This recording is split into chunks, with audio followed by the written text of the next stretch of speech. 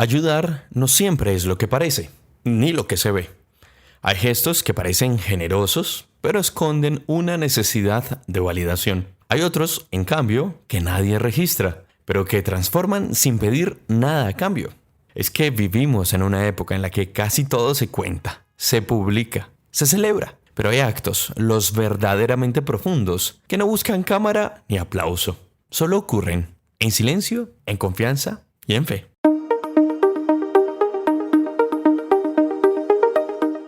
Hola, yo soy Luis F. Molina y esto es De Vuelta, de la columna a la cabeza y al corazón. En este episodio quiero invitarte a mirar de frente ese gesto tan humano y así, a veces tan complejo, al que llamamos ayudar.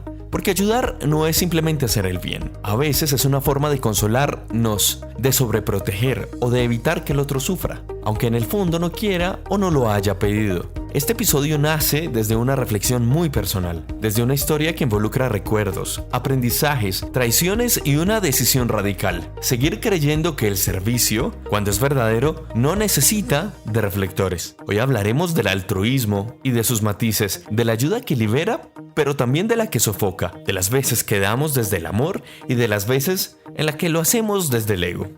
Y para todo esto, me acompaña hoy un hombre admirable, de esos que honran la palabra y no necesitan muchos discursos para demostrar lo que son. Un guajiro de alma y corazón, y uno de los responsables del programa que ayudó a que millones de colombianos pudieran subsistir durante la pandemia del COVID-19 en el país. Un ser humano íntegro, que ha transformado silenciosamente la vida de millones de personas con decencia, con respeto y con compasión y sobre todo muchísima entrega. Y en el extratiempo nos acompaña alguien muy amado por mí, que hoy nos regala una reflexión, quizás deliciosa, literalmente hablando, sobre la autenticidad y el sabor de lo simple y esa búsqueda de ser felices y ser fieles a nosotros mismos. Incluso si no siempre escogemos el sabor que todos esperan para nuestra vida. Bienvenidos, bienvenidas al episodio número 14. Un episodio para pensar, para agradecer, para dudar como todos y para recordarnos que no todo lo que brilla es ayuda y que no todo lo que se calla deja de ser profundamente transformador.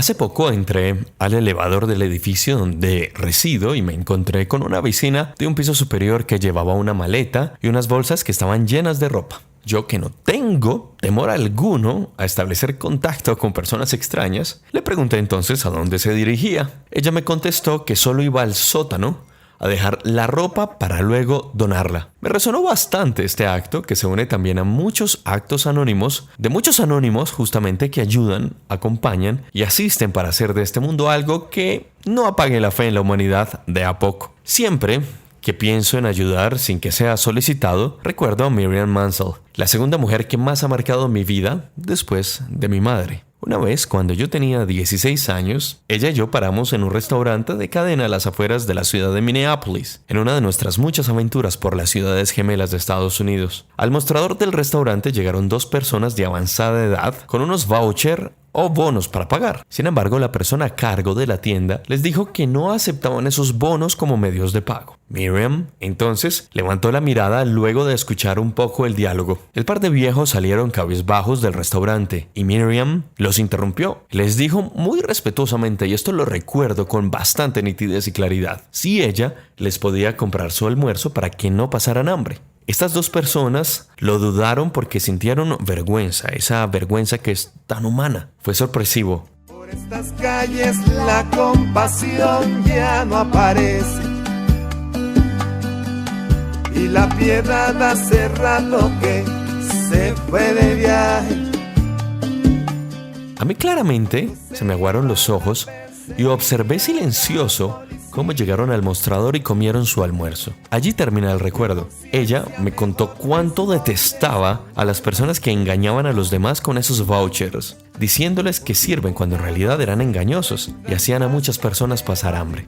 El recuerdo, como les decía, lo tengo bastante fresco con ella. La vieron, dicen que estaba pálida y fría.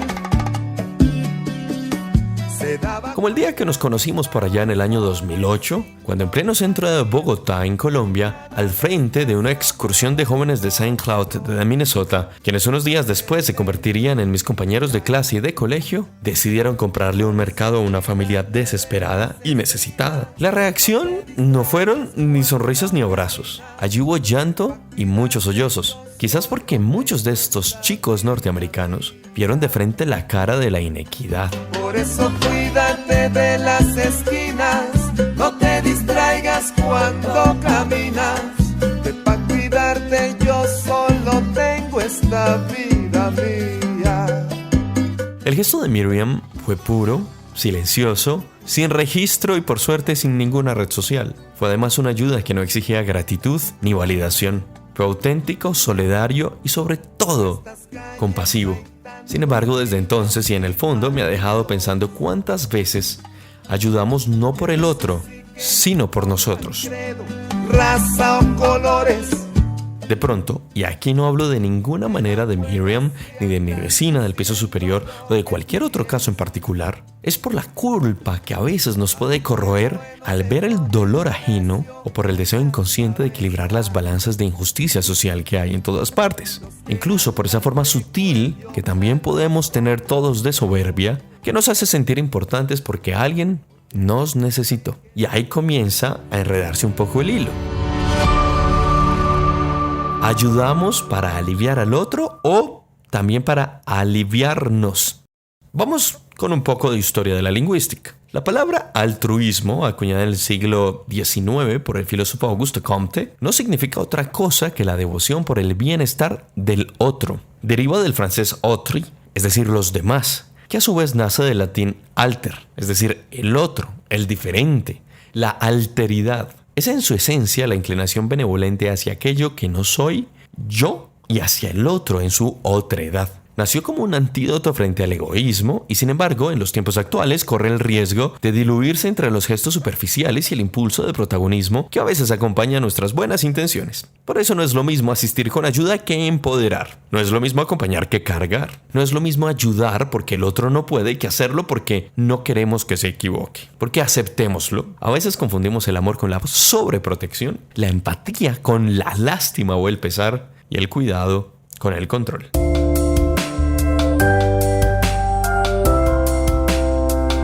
Por eso, para hablar de todas estas aristas, invité a alguien que ha vivido en carne propia quizás el dilema de la ayuda sin perpetuar la dependencia. Estoy hablando de un hombre íntegro que ha hecho de la palabra servicio no un eslogan, sino un modo de estar en este mundo. Él es Edgar Orlando Picón Prado, el tercero. Es guajiro, honesto y profundamente humano. Uno de los líderes del programa Ingreso Solidario durante la pandemia en Colombia, cuando el país entero necesitaba más que un subsidio, necesitaba esperanza. Él no habla desde la teoría, habla desde la práctica, desde la experiencia de haber acompañado a millones de familias en momentos de crisis, sabiendo que ayudar no siempre es dar, sino empoderar. Edgar no grita lo que hace y convencerlo de esto pues quizás no fue tan fácil, pero su presencia a continuación se siente. Su voz es de esas que no necesitan adornos para dejar huella porque es clara y asertiva. Es de esas personas que no tienen que probar nada porque ya lo han demostrado todo con sus actos. En este episodio conversamos sobre cómo se construye una ayuda que no anula al otro, sobre el reto de servir desde el respeto y no desde la imposición, y sobre todo de cómo sostener la ética, incluso cuando parece que nadie más la está mirando, en un espectro y en un panorama que era absolutamente difícil y prácticamente inédito, como era la pandemia del COVID-19, a sabiendas de que él ni siquiera vivía en Colombia cuando estalló el problema. Escuchemos el diálogo en su primera parte y proseguiremos con la columna luego. Edgar Orlando Picón Prado, tercero, me acompaña a continuación en De la columna a la cabeza y al corazón. Señor, ¿cómo vamos? Muy bien. Mil gracias a vos por escuchar a un guajiro más. Un guajiro, pues a ver, la razón por la que tú estás en este podcast es porque eres un gran ser humano que me trajo unos tenis de México. Y esa es la verdad. La historia cuenta que yo me compré unos tenis de edición limitada de la NASA en Ciudad de México a principios de este año y cuando llegaron ya no los pude tener y la importación de los tenis valía como 3 veces lo que valían los tenis. Pero piensa que esa plata se utiliza bien. Sí, imagínate. Paga el tax, está muy bien. Aquí viene el punto. Yo veo que mi amigo Edgar Rolando, que es como una agencia de viajes, está en Ciudad de México. Y le pregunto, ve, ¿hasta cuándo estás en México? Y, o sea, donde yo me hubiera demorado un día más, esos tenis no llegan. Y Edgar Orlando me los trajo, fue por ellos hasta Santa Fe en Ciudad de México. Después me los trajo a Colombia, me los puso en una oficina de correos y llegaron. Y llegaron a mí. Entonces yo le dije, tú vas a estar en un podcast mío para hablar de ayuda, colaboración y servicio. Pero yo no sabía que la columna que he estado leyendo aquí iba a ser un poco más áspera, en el sentido de que estamos viendo el servicio como algo y la ayuda como un arma de doble filo, si se quiere. Pero ahí es donde tú me dijiste, amigo mío, que a ti te habían criado con valores guayú. Valores guayú, me dijiste en esa época. O guajiros. Son de mi cultura. ¿Cuáles son esos valores? ¿Cómo son esos valores? Qué pregunta tan complicada. Son demasiadas cosas juntas, pero ¿qué te podría decir? Yo creo que es muy fiel al valor de la palabra y hacer es... A ver, es que no sé ni cómo ponerlo. Es como familia y palabra. Y ahí ya se explica mucho de lo que te voy a decir. El guajiro lo único que tiene, y creo que se deriva mucho de la cultura guayú, no son lo mismo. Una puede ser reflejo de la otra, pero la una no es lo otro. La palabra tiene mucho peso y creo que así lo crían a uno. Uno puede dar la palabra y la palabra se cumple, o si no, pues ¿para qué la diste? Entonces, creo que eso hace como el eje de poder uno decir cómo es que se compone eso que usted llama los valores con lo que lo crían a uno. No estoy hablando de la típica descripción de valores de casa y formación, sino de cómo la cultura lo diferencia a uno. O sea, no es nada axiológico, solamente que tú estás más basado en el honor, quizás. ¿Podría ser? Es el honor familiar también y el honor de la palabra más que el familiar, que yo creo que es como lo que te caracteriza como individuo. Y es si cada quien hiciera lo que dice que va a hacer, pues creo que sería un mundo mejor. Si no, pues no lo diga. También tiene un poquito un contraste frente a lo que debería ser como esa capacidad de contenerse. Si usted no va a poder hacer algo, pues no lo diga en primer momento o no se comprometa. Y creo que todos quedamos bien también. Sí, pero yo creo que ahí hay como una disonancia. Me gusta el punto porque yo también creo que uso la palabra, o me pesa mucho la palabra, pero el punto al que quiero ir es, Edgar, es, ¿tú por qué querrías hacerle un favor a una persona como yo? De traerle unos zapatos. Eso sí tenía un condicional, que esos zapatos... Claro, yo no voy a no los cargar ibas a traer. un hazard en el... ¿Qué tal que eso vuela? Hay límite. Pero bueno, el punto es, ¿por qué? ¿Qué te lleva a hacer servicio? Claro, es que la respuesta es a la pregunta. Vos me dijiste que te lleva a hacerme un favor a mí, y eso mismo, vos me lo pediste. Y de hecho, hombre de poca fe, usted arrancó la pregunta diciendo, ¿te puedo molestar con algo? Y yo digo, pues si no puedo, pues te diría que no. Pero si alguien me dice, ¿me puedes traer unos zapatos? Tengo espacio en la maleta. Es algo que vos no tendrías como saber, yo lo sé, pues yo tomo mi decisión. Oiga, ¿esto me implica a mí algo que yo no esté dispuesto a hacer? Pues no, simplemente es hacer algo que dentro de lo que quiero y puedo no me cambia nada. Hágale, o sea, no pierdo nada como persona, no me quita mi tiempo, no ocupa otra cosa previa. ¿Por qué no debería yo hacerlo? Sí, aquí hay algo muy interesante de tu servicio que me llama mucho la atención. Es que hay quizás dos tipos de personas, o puede que haya más, pero yo voy a ser lo más reduccionista en este caso. Está la persona que ayuda y se interesa y va. Y está la persona que dice, sí, yo ayudo, pero tráiganme todo y no hago nada más. Y hay dos tipos de ayuda, porque en realidad se desacomoda, por así decirlo, y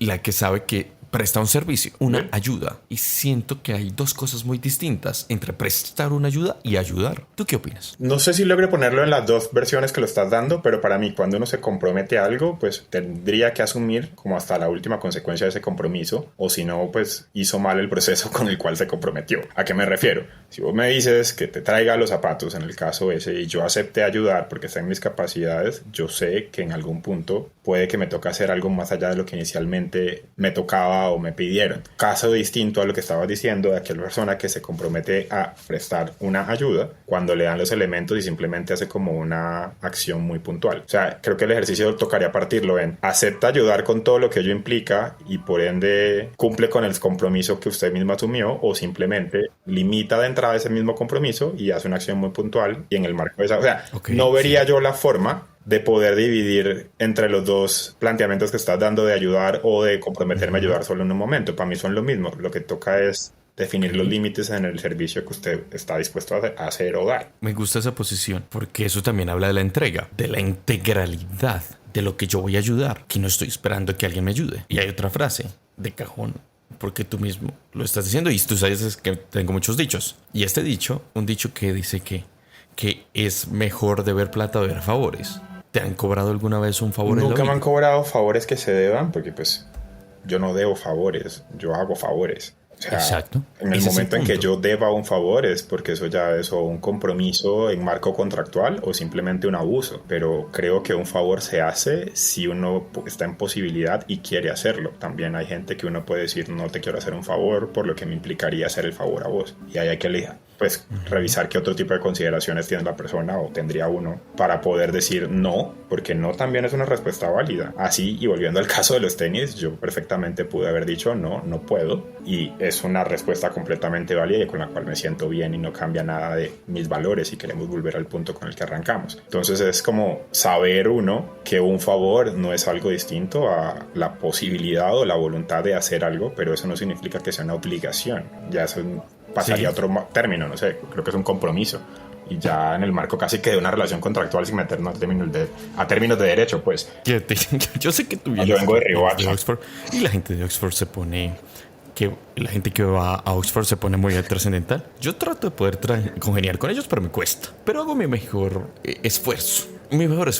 Ahora Edgar, hay otra cosa que me llama mucho la atención sobre el servir y es que hay un servicio que se da cuando uno ni siquiera es cuando es llamado solicitado. Pero hay otra cosa muy interesante y son las personas que básicamente ponen deuda a las otras. Es decir, aparecen sin haber sido solicitadas, ofrecen ayuda y ayudan tanto que quizás involuntariamente hacen o crean la idea de que la otra persona queda en deuda porque me hizo esto, me hizo lo otro, ¿cómo lo va a pagar?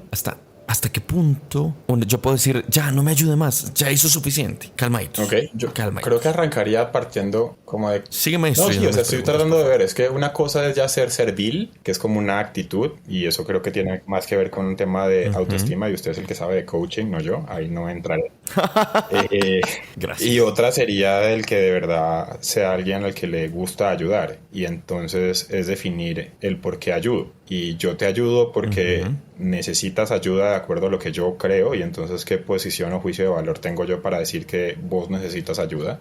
Y no estoy hablando pues de un tema médico que te veo sangrando y te debo curar, estoy hablando de cualquier otro tipo de servicio que le puedas llamar ayuda. Y es que yo te presto plata porque creo que vos tienes cara de que necesitas plata, o te hago un favor X porque creo que ese favor X tú lo estás pidiendo y no me lo has pedido. Entonces, ¿con qué actitud llego yo a ofrecerte eso que no me has pedido? De tal forma que te hago sentir a vos en una posición de deuda por lo que te serví sin que me pediste o por la cantidad de favores que te hice y que vos no esperarías que yo hiciera.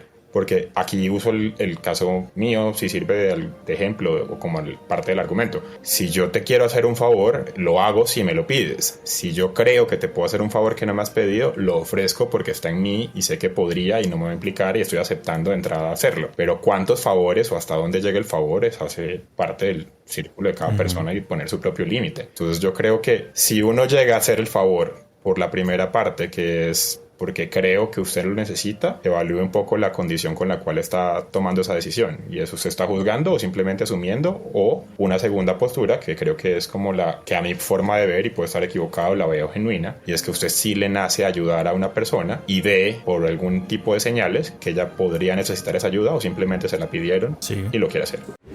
Regresamos con la columna y volveremos con Edgar en instantes. Vivimos en una sociedad que romantiza el acto de dar, pero pocas veces se detiene a pensar en lo que significa realmente dar poder al otro. ¿Qué pasaría si en lugar de resolverle todo, le preguntáramos qué necesita esa persona? ¿Qué pasaría si en lugar de ofrecer ayuda desde la urgencia, esperáramos a que el otro estuviera listo para recibir? Es duro, sé que es controversial, ¿cierto? Y puede causar aquí incluso algo de malestar. Pero el problema, estimados oyentes, no es ayudar. El problema es cuando la ayuda crea dependencia, directa o indirectamente, con o sin gusto, cuando se convierte en una muleta que impide a la otra persona caminar porque depende de esa ayuda, en una mano que sostiene tanto que termina por sofocar, por apretar, que cuando esa ayuda se convierte en un asistencialismo imperante que no permite que la otra persona pueda salir adelante. Así que yo pienso en los subsidios que no vienen acompañados de políticas de inclusión laboral muchas veces, que es un tema que abordamos en instantes con Edgar, y en los sistemas que entregan sin enseñar,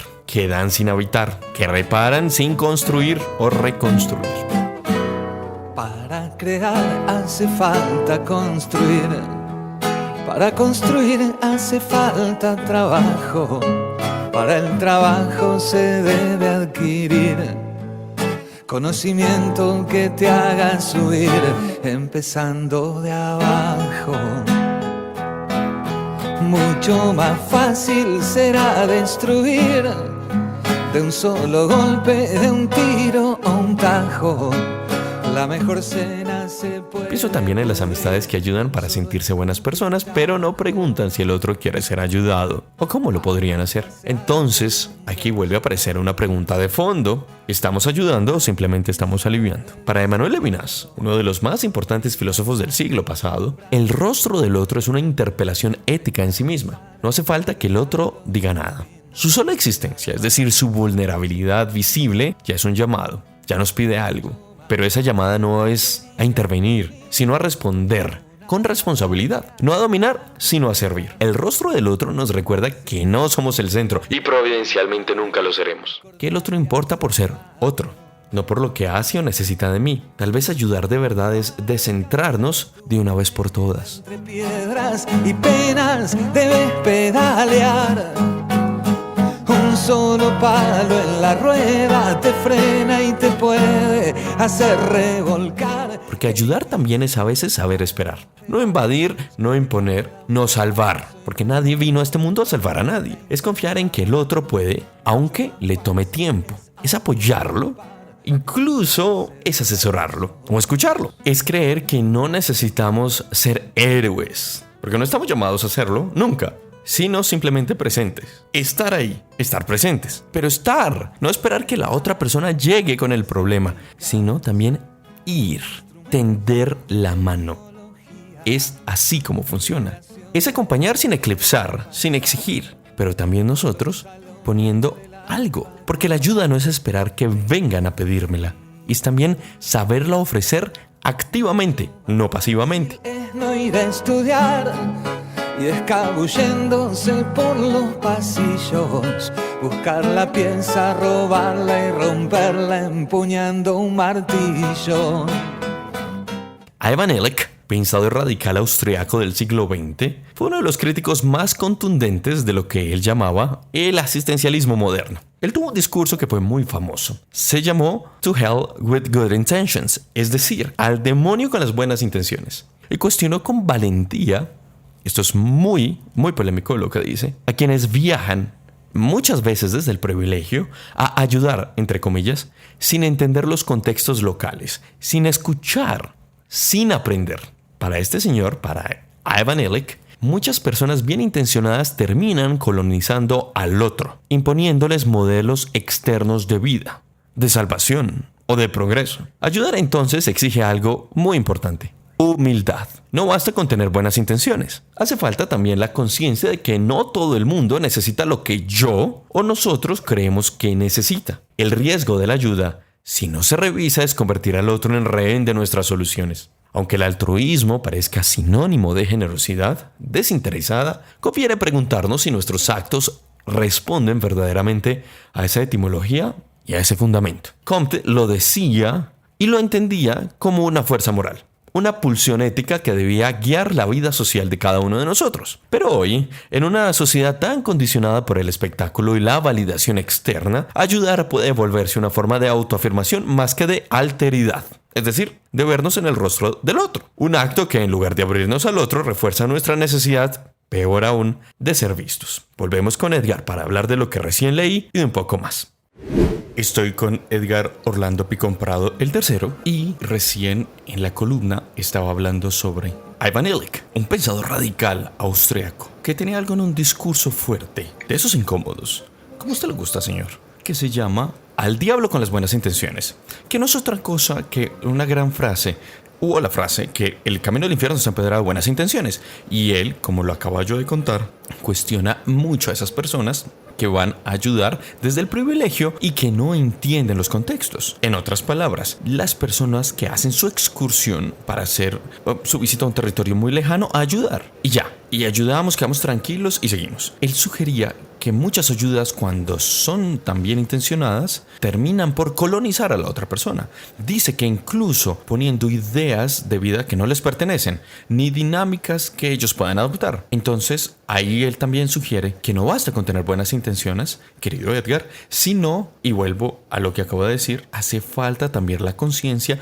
de que no todo el mundo necesita lo que yo o nosotros creemos que necesitan. Sí Chan, y no. chan. Y lo diría Dale, no buscando argumento de abogado, sino de realidad. Otro. Y es el sí, le doy la razón, porque hay que poner un límite en lo que uno creería que ofrece de ayuda. Y si ponemos en el ejemplo una ayuda humanitaria, es yo creo que te tengo que dar este tipo de ayuda y puede que no tenga ninguna noción del contexto de la mejor ayuda que te puedo dar y te puedo terminar perjudicando o creando una especie de dependencia que también es un problema. Y es yo creo una dependencia en las ayudas, luego te encierro en un círculo casi que vicioso del cual no vas a poder salir y que si por el contrario dejan de ayudarte, solamente te va a ir peor porque no desarrollaste ninguna capacidad para poder salir de ese sistema de ayudas. O dos, que es donde yo digo el no, es porque el contexto viene, o el contexto de la aseveración, del comentario que diste, viene del desconocimiento de algo tan básico como la dignidad humana, y es donde yo creo que las ayudas humanitarias o asistenciales que dan los estados se justifican en la medida de la dignidad humana y por eso son montos tan bajos. O sea, es que estamos hablando que algunas ayudas, no estoy hablando de toda la asistencia social, estoy hablando de las ayudas básicas, Sí. se dan en razón de la dignidad humana.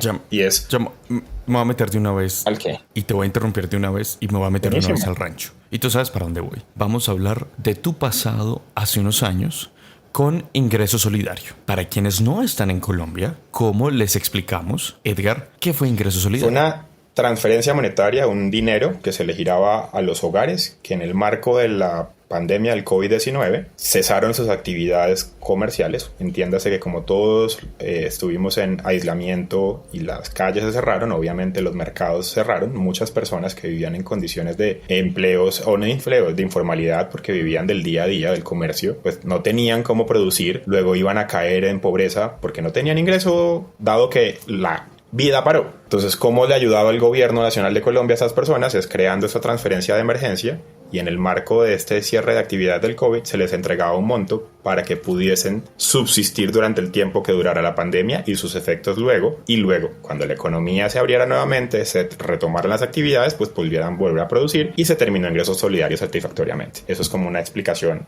rápida de lo que fue. Cuéntame cómo fue tu papel en todo eso, en la planeación, estructuración, ejecución, incluso cierre, no sé, de todo este Ingreso Solidario. Vale, breve, Ingreso Solidario lo lanza el gobierno del presidente Iván Duque en Colombia en el marco de la pandemia, lo monta el Ministerio de Hacienda de Colombia con el Departamento Nacional de Planeación. En el marco de una emergencia, eso es un decreto ley donde arranca la medida, pero en el segundo intento de pago, eso era un pago mensual que se hacía a los hogares, hasta 4 millones de hogares en Colombia, para dar una idea, con el promedio de hogares colombianos de 3.6 miembros, de estar como en unos 29 millones de personas las que recibían ingreso solidario, 30 y algo, bueno, que recibían ingreso solidario mensualmente. Entonces, cuando se crea este programa, en el segundo pago se dan cuenta de que hay muchos hogares que no están recibiendo el dinero o que simplemente no había forma de contactarlos porque las bases de datos no funcionaban y se toma la decisión a nivel de gobierno de entregarle el programa a una entidad llamada Prosperidad Social. Yo había sido hasta el año anterior al COVID director en Prosperidad Social y en el marco de la pandemia estaba haciendo mi maestría y recibo una invitación muy amable a volver a mi país a apoyar a la recepción de ingreso solidario en Prosperidad Social, porque pues ni el Ministerio de Hacienda ni el Departamento Nacional de Planeación están hechos para implementar programas. Entonces, ellos lo montaron en términos de crearlo y darle presupuesto, pero hay que ser prácticos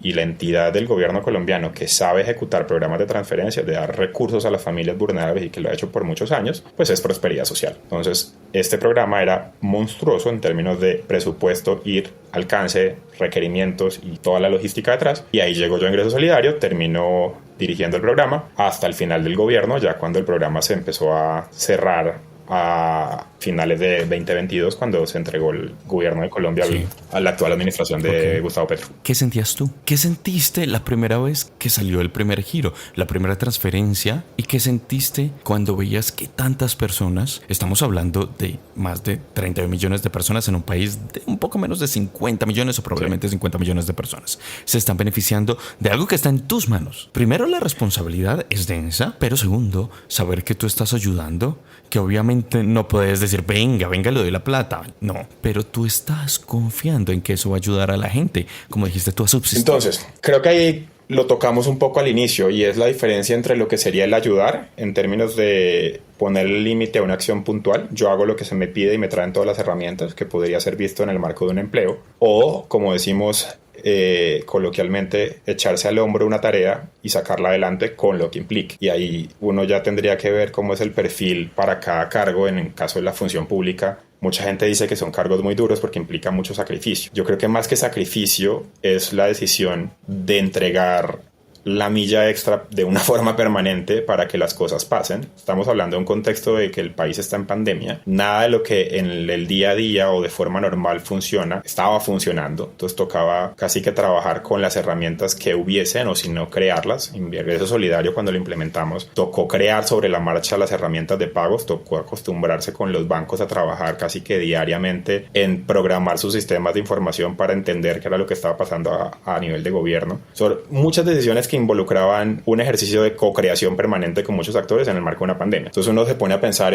oiga, usted es un funcionario que lo nombraron con unas funciones ciertas en su manual de funciones, entre las cuales está ejecutar un programa. Hasta dónde llega su función y dónde empieza su compromiso con que las cosas pasen. Y yo creo que ahí es el ejercicio entonces del perfil para un cargo en el marco del sector social, que es el más humano, diría yo, del gobierno, porque es el que tiene que redistribuir el dinero o hacer viva el compromiso de ese pacto social que tenemos como colombianos de pagamos impuestos para que se mejore la equidad social, por así decirlo. Entonces, no para entrar en ese detalle, sino buscando tratar de ver dónde uno puede una aguja para diferenciar entre el ayudar en términos de mis funciones como funcionario público nombrado en un cargo específico y dónde está el ayudar en hacer que las cosas pasen porque estoy convencido de que este programa se necesita y que hay hogares que están dependiendo de que si no les llega este recurso no van a tener cómo comprar alimentos y su familia va a sufrir. Entonces es cómo mezclo ese sentido de servicio o vocación, llámelo así, que creo que es algo que se comparte en muchos niveles del sector público, que de entrada en un contexto colombiano puede ser muy ingrato y a veces no agradecido, pero creo que hace parte del ejercicio propio del que acepta un cargo, sabe que es hacer parte de lo que está aceptando con su cargo. O dos, si usted contrario a esto, lo que simplemente quiere es hacer una tarea puntual y si no se puede la tarea, pues ahí para. Y creo que para concluirte el argumento,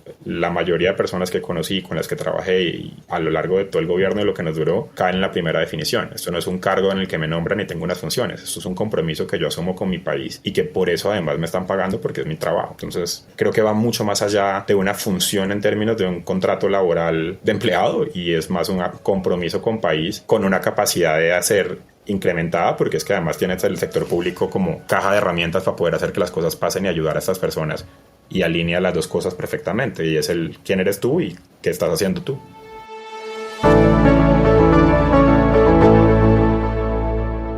Volveremos con la parte final del diálogo con Edgar en instantes. Continuamos con nuestra lectura. Es que, a pesar de las trampas que tiene el ego, del asistencialismo que no se preocupa nunca y de la ayuda malentendida, hay gestos que encienden una luz que no se apaga fácilmente. Solo es ver, por ejemplo, el caso de Camilo Cifuentes, un joven que ha llevado alegría y sobre todo ha inyectado de muchísima vida a una cantidad enorme de personas que trabajan en las calles de Manizales, que es nuestra ciudad, en Colombia. Él lo ha hecho sin filtros exagerados, sin cámaras que le estén apuntando a su cara. Lo hace sin discursos rimbombantes, sonando lo más natural posible, incluso usando una locución que me parece bastante hermosa.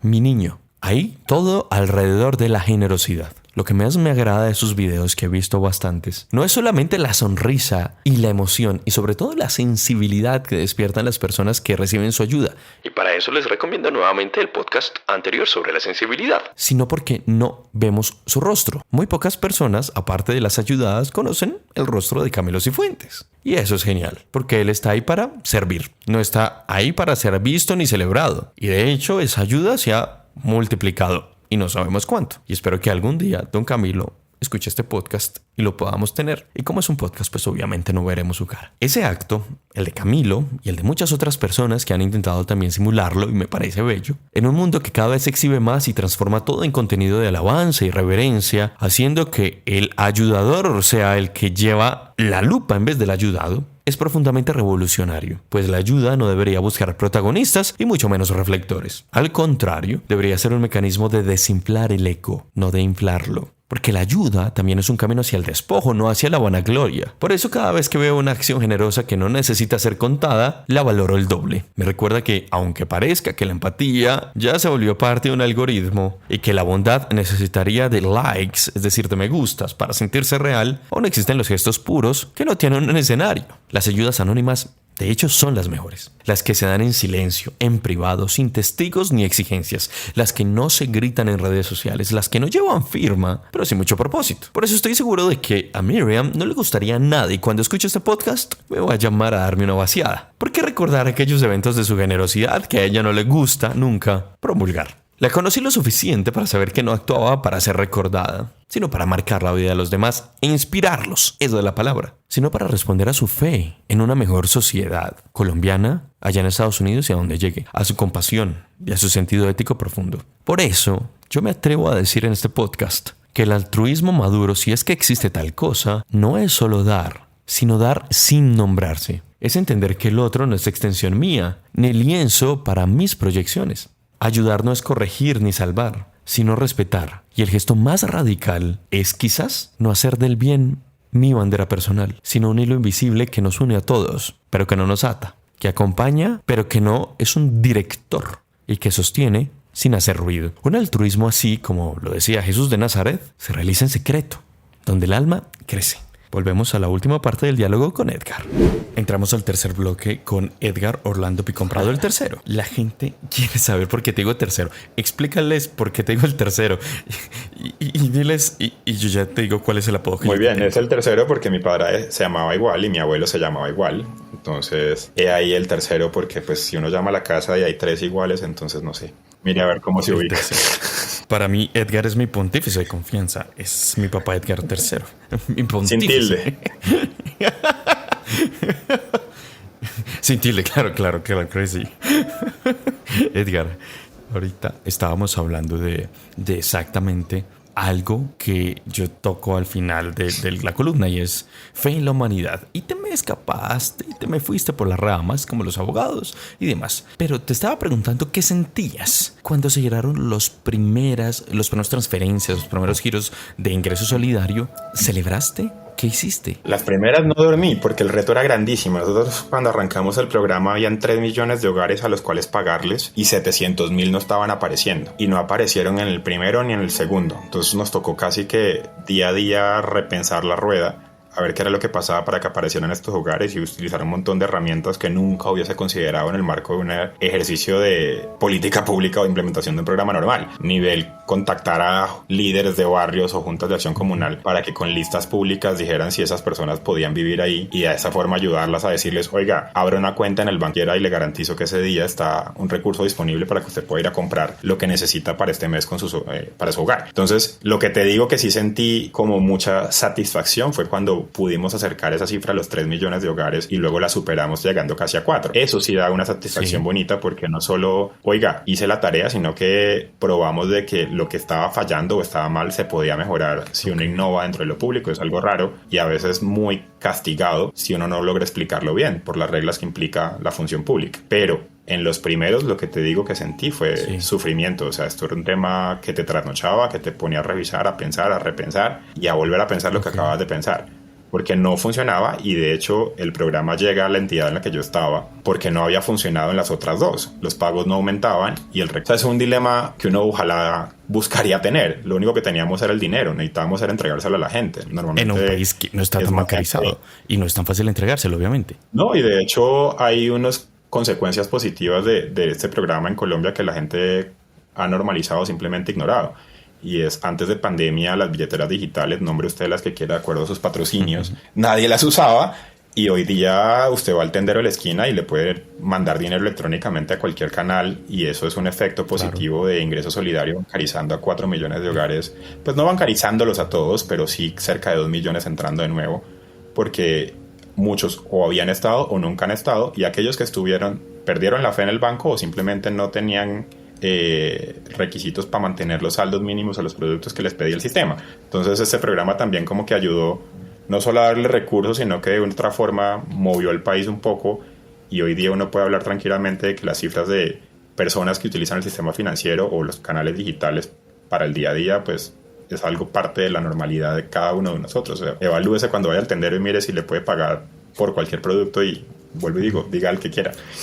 Y es donde, antes de cerrar nuestra conversación, yo quiero poner la aguja hipodérmica. Tú dijiste satisfacción, pero necesito volver a explorar tus emociones cuando las cosas ya van bien. Incluso cuando pasa el tendero, ves que dice, te recibo la transferencia de tal forma o tal forma, o no puedes pagar solo por efectivo, sino cuando tú ves que tu influencia en este mundo ha afectado positivamente a muchas personas, incluido a mí, que me traiste los zapatos de la NASA. ¿Qué sientes? Cuéntame. No es el cliché, pero es como la satisfacción del deber cumplido, porque al principio parto del miedo. Cuando a mí me ponen la tarea, o sea, estamos hablando de, vengo de ser un estudiante de maestría y aquí en confesión llegué siendo un pasante. O sea, es que yo seguía siendo estudiante. A mí me nombran en Colombia en el marco de mi pasantía y ya me toca hablar con la universidad para suspender mis estudios y luego pues mirar cómo terminarlos. Pero imagínate el susto de uno recibir una tarea del nivel que estamos hablando. O sea, fueron 35 billones de pesos colombianos los que nos tocó ejecutar y los que administramos en estos programas, y que el reto no era venga y aplique o maneje algo que ya está funcionando, es venga y mire a ver cómo resuelve, porque uno, no está funcionando, hay gente que no se le ha podido pagar en ese momento los 700,000 hogares, que luego eran más de 1 millón que no se podían conseguir y se les tenía que pagar. Y dos, tiene usted además el peso, casi que por la carga moral, de saber que si usted falla en su tarea, son hogares que no van a tener cómo comer porque el mercado y no tiene más recursos. Entonces es un peso moral y un peso profesional ni el berraco. Entonces cuando uno logra poder mover la aguja y empezar a conseguir hogares y aumentar la cantidad de personas que estaban recibiendo, porque ya logramos con las estrategias ubicarlos y entregarles los recursos, y ver cómo empieza a recuperarse como que esta fe en que sí podemos y que lo vamos a lograr, donde yo creo que nace ese sentimiento de satisfacción, que pues para mí, si bien puede que sea muy personal y difícil de poner, porque van a decir es para lo que lo contrataron, lo cual es cierto, a usted le dijeron claro cuál era el reto, pero no por eso le quita la carga de susto y de humanidad que uno tiene al recibir una tarea de ese nivel y en esas condiciones, en una pandemia. Muy bien, y para terminar, humanamente, en términos axiológicos, en términos de valores, morales, lo que sea. Sí. Y porque mi abogado siempre se me va por las ramas. Qué novedad, qué novedad. Y como esto es de la cabeza al corazón, señor, yo sí quiero saber ese corazón tuyo, que literalmente es más fácil entrar al reino de los cielos que entrar a ese corazón. ¿Qué aprendió de toda esta aventura y que sigue aprendiendo de toda esta aventura de servir? Porque estoy seguro que si no hubiera pasado lo de los zapatos, no estaríamos aquí tú y yo grabando este podcast. Y tú ni me hubieras copiado a mí. Cuando digo copiado, me refiero a que me hubieras aceptado la idea. Pues es que yo creo que la lección más básica y que lo marca uno, casi que se vuelve sello o tatuaje, pues bueno, no tengo tatuajes, no, pero somos dos. El punto sería una lección de humildad berraca indescriptible, y no me refiero a una humildad genéricamente hablando, sino de la falsa modestia. Llega usted con una tarea clara, viene empoderado con unas ideas muy claras. Ya yo estaba investigando el tema de cómo crear en Colombia un subsidio universal para las personas en condición de pobreza extrema o debajo de la línea de pobreza, y luego simplemente te dicen, ok, haga esto realidad en el marco de una pandemia, y usted viene con toda la carga académica a decir esto es X, Y, Z, implemento y hágale, y pues no. La humildad probada en que hable usted con todas las personas de los equipos, quienes llevan años implementando programas, quienes no están en ese mundo académico, pero te pueden demostrar que las estrategias que uno consideraría simplemente no válidas o no relevantes son las que te enseñaron a mover la aguja para poder conseguir estos hogares. Y con eso uno lo puede replicar en un montón de escenarios en los cuales esa lección de escuchar al otro, no te la sabes todas, aprende más, mejora, se quedan para toda la vida, sabiendo que la forma de lograrlo era escuchando y trabajando con estos equipos de 1000 profesiones, de 1000 entidades, de todo lo que se puedan imaginar como en el día a día, de poder escuchar y hacer que esto mejore. Es lo que yo creo que hizo parte de ese gran sentimiento de satisfacción cuando salí de la entidad. Un guayú muy satisfecho, obviamente. Bueno, el mismo, un guayú que vive feliz. Señor Edgar Orlando Picón Prado III, gracias, sí. Muchas gracias. ¿A vos? Edgar, Básicamente lo bajamos a las malas del avión. Él no estaba en Colombia, llegó a Colombia, lo bajamos a las malas del avión. Tuvo que almorzar tarde, estar en 2 reuniones al mismo tiempo. O sea, cuando digo 2 reuniones es 2 audífonos distintos. Y después lo trajimos prácticamente a mechonazos a este podcast. Y mañana se va a una boda, que no es la de él, ni la mía. Así es la vida. Ese comentario porque sería relevante para la gente que escucha el podcast.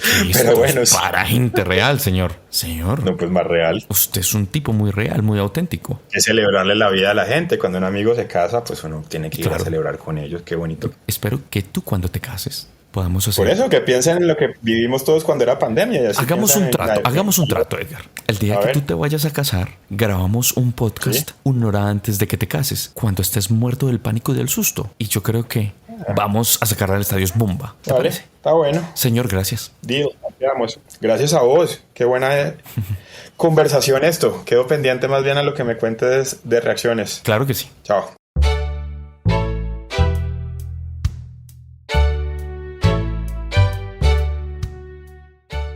Claro que no todo es tan luminoso. Ya para concluir, en esta misma reflexión sobre ayudar, quiero contar que hace poco ayudé a alguien con el corazón, creyéndole muy noblemente, sin condiciones. Confié, le abrí la puerta a mi vida, pero esa persona terminó básicamente robándome una suma de dinero importante para mí. No fue una estafa masiva, ni algo que terminara en un juzgado. Fue más bien una de esas traiciones, sea pequeña o grande, pero muy filosa, que desgarran algo más profundo que el bolsillo. Desgarran la esperanza en la humanidad. No es de lo que más me duela y yo diga que es el dinero, porque mi psicoterapeuta me ha enseñado que el dinero es de Dios y yo le creo. Lo que me atraviesa es la malicia con la que algunas personas se aprovechan de la bondad de los otros, de la lógica horrorosa, si se le puede llamar lógica, de que si es noble entonces es tonto, y eso hace mucho daño. Confieso que eso me llevó a una crisis de fe en los demás. Me hizo preguntarme si vale la pena seguir ayudando, si no es mejor entonces cerrar, protegerse, poner límites cada vez más altos. Armémonos de valor, armémonos de valor hasta los dientes. Pero después de llorarlo, pensarlo, orarlo y entenderlo por todos los daños colaterales que esto tuvo, volví a la raíz, porque siempre creo que vale la pena el servicio. Y siempre, porque el servicio, cuando nace del amor y no de la necesidad de control o validación, no es negociable. Es una forma de habitar el mundo. Es una forma de decirle al otro: te veo, te creo y te respeto. Aunque muchas veces o algunas veces duela, aunque haya quienes traicionen esa confianza, yo prefiero seguir apostándole a un mundo donde ayudar no sea sinónimo de ingenuidad, sino de humanidad. Y si me vuelven a fallar, pues que me fallen. Pero yo no quiero dejar de ser quien soy por ese temor a que el otro no sepa recibir o que sea un ladrón de ayudas. Pues ayudar al final no solo transforma al que recibe, también moldea al que da. Tal vez el mayor acto de amor no es ayudar como nos enseñaron, sino desaprender nuestras formas de ayudar para que el otro no dependa, no se anule y no se pierda. Ayudar de verdad implica el coraje de no ser ni no creernos imprescindibles. Tal vez es lo más difícil para todo, con nuestros egos interesados en ser validados y visibles en nuestra época de redes sociales y superexposición. Bien, está en el gran capítulo 6 del Evangelio de Mateo, versículo número 3, que dice: cuando tú des limosna, que tu mano izquierda ignore lo que hace la derecha. Y en el 4 agrega: para que tu limosna quede en secreto y tu Padre, que está en lo secreto, te recompensará. Servir es un placer que se disfruta mejor en silencio que en contemplación. Así se hace un mundo mejor, con esperanza y fe en la humanidad. Amar es cosa de valiente.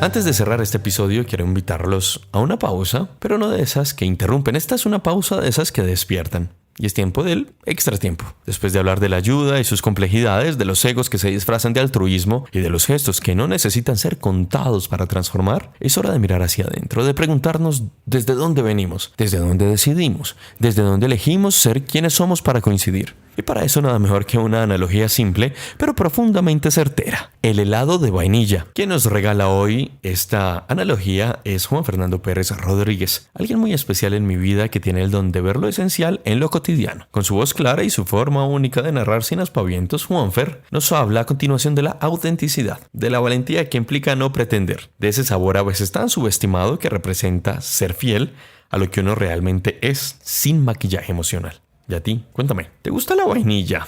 ¿O solo dices que prefieres otro sabor porque crees que eso es lo que los demás esperarían? Escuchamos a Juan y tal vez después de su voz entendamos que ser nosotros mismos, con el sabor que tengamos, sigue siendo toda una revolución.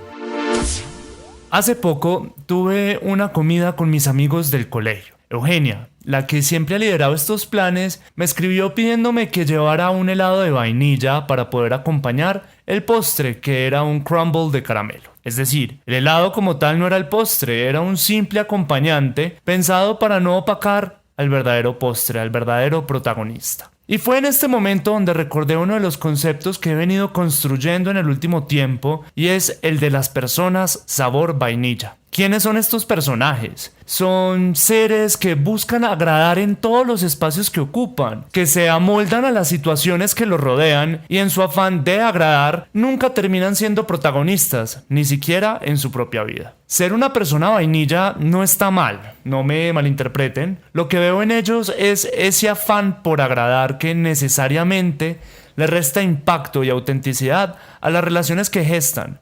Bueno, últimamente he sentido que mis intervenciones en espacios como este han sido intervenciones sabor vainilla, lastimosamente. Han sido intervenciones que buscan capturar la mayor cantidad de opiniones positivas, pero que en últimas no representan en realidad quién soy y qué es lo que estoy pensando. Así que hoy me invito a hacer lo personal y hacerlo personal. En esta nueva dinámica quiero contarles una historia que introduce un nuevo concepto, y es el de las relaciones blooper. Como estamos ensayando esto de la honestidad y de vivir sin tapujos, pues debo empezar esta historia contándoles el por qué estoy hoy aquí. Yo creo que hoy vine a este espacio con Luis Felipe por las sincronías del universo, por esas situaciones que nos van uniendo a los seres humanos cuando encontramos retos en común por superar. El mío, la tusa.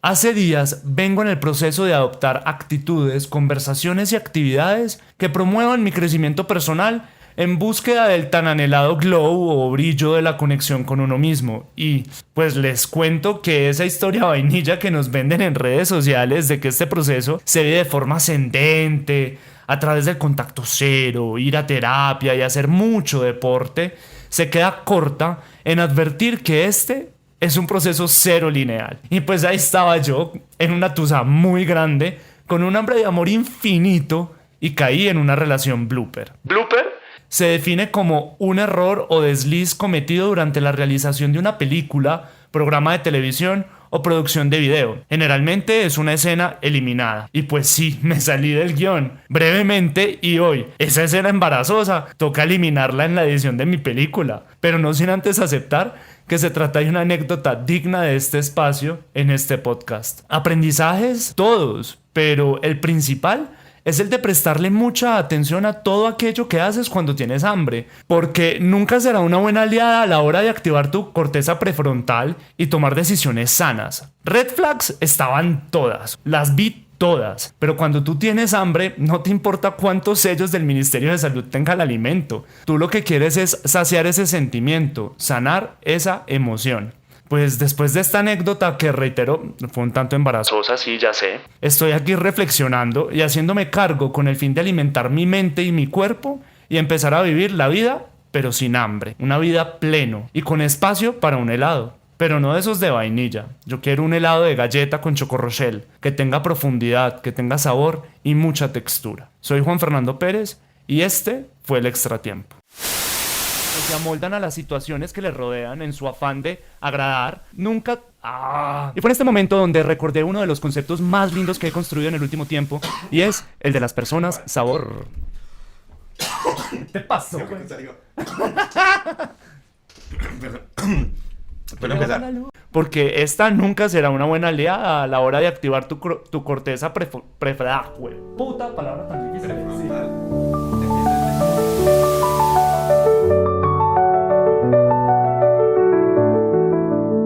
Ayudar, cómo sentir, cómo amar, cómo narrar, es un acto profundamente humano y por eso profundamente imperfecto. Pero también por eso vale la pena, porque en la imperfección se cuela la luz. La que no pretende, la que no busca validación, la que no acompaña buscando ruido, sino que tampoco busca reflejo y no tiene escenografía. Así que gracias por quedarse hasta aquí, por escuchar con el alma y por hacer parte de este espacio donde lo íntimo también puede ser colectivo. O de pronto es una unión de muchas intimidades, no sé. Tenía un amigo que decía que lo íntimo no le gustaba, entonces no sé si usarlo. Donde lo que duele, lo que conmueve, lo que inquieta se vuelve voz. No solo mía, quizás de muchas más. Y antes de despedirme quiero contarles algo que me emociona profundamente. Este canal de podcast de la columna La Cabeza y el Corazón se va a expandir. Ya nace un nuevo espacio dentro de esta misma sombrilla que se llamará De Uno a Uno. Un formato sin edición, sin censura, sin pretensiones. Es solo diálogo. Conversaciones crudas, humanas, bastante hondas, con personas que me enseñan y naturalmente me interpelan, porque esto no puede ser la dictadura de mi pensamiento y no quiero que sea. Ahora bien, porque lo que empezó siendo una columna se ha vuelto una conversación que por fortuna se ha salido de este sistema unidireccional de escucha y me ha permitido conocer a muchísimas personas también con apuntes, posiciones, filosofías, criterios, opiniones muy valiosos. Y esa conversación poco a poco se ha vuelto comunidad. De uno a uno no tendrá periodicidad fija. Aparecerá cuando tenga que aparecer, como muchas cosas en la vida, como el amor. Será un placer tener más voces, más miradas, más verdades. Porque si algo yo he aprendido en estas redacciones de columnas, en estos podcasts, es que hablar con honestidad también es una forma de ayudar, quizás. Y eso empodera. Gracias de nuevo por estar aquí, por escucharme y por permitir que esta red de afecto, que ha comenzado con palabras, hoy también se sostenga con escucha. Yo soy Luis F. Molina, hoy con Edgar Orlando Picón Prado, el tercero. Como invitado central, Juan Fernando Pérez Rodríguez en el extratiempo y tú que me escuchas y me acompañas desde el otro lado y siempre llegas hasta aquí para recordarme que los vínculos verdaderos no necesitan de etiquetas, solo de esa verdad. Nos encontramos pronto, ya sea en una columna, en un audio o en los próximos diálogos de Uno a Uno. Chao.